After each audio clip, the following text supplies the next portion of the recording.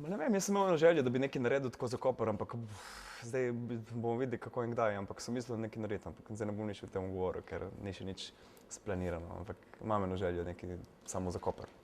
Samo za Koper. Samo za Koper.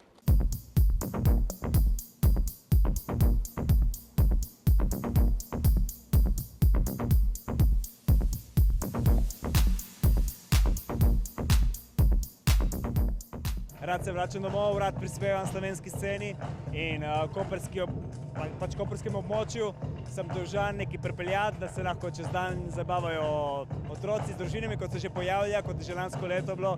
Otroci so prvi, ki migajo, počasi se ljudje zbirajo in to me že veseli.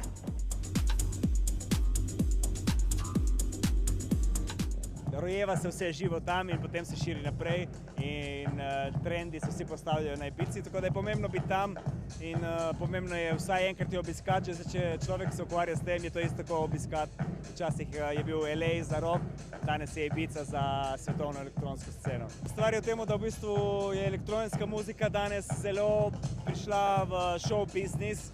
Zelo je padla kvaliteta glasbe, kar se tiče na velikih plesiščih, moram priznati, ampak še vedno mi se borimo za to, da držimo, da delamo na kvaliteti glasbe in da je baza glasba, ne pa vodometi in raketometi in tako dalje, kar se nažalost dogaja.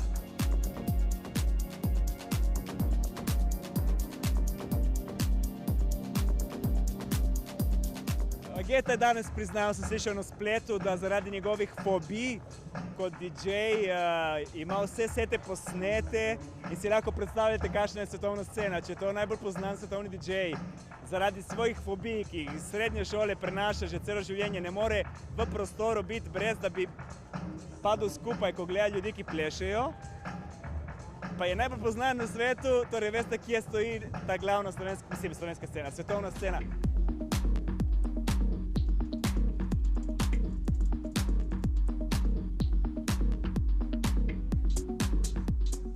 Elektronska glasba, pop glasba, vse, kar je uspelo, ko je šel v tujino, je lahko ponosno, ker dinozauri na mestih, ki so postavljeni, niso bili pripravljeni v to vlagati. Tako da upamo, da dinozauri bojo počasi šli v ekstinkcijo in se pojavili avstralopitki ali pa kdo drugi in začeli tudi nas podpirati in mislim mlade podpirati, ker je veliko talentov. Vidim, da je zelo veliko talentov, ki se doma ukvarjajo in naredijo mogoče že ful z enim majhnim računalnikom in bi bilo lepo in prav, da mogoče dobijo kakšno šolnino plačano, ni drugega. Se ne govorim, da jim je treba plačevati karte za potovati po svetu, ampak že eno šolnino, da se naučijo in da se ukvarjajo lahko s produkcijo na enem profesionalnem nivoju naučijo, je veliko, kar bi lahko država za njih naredila. To je to.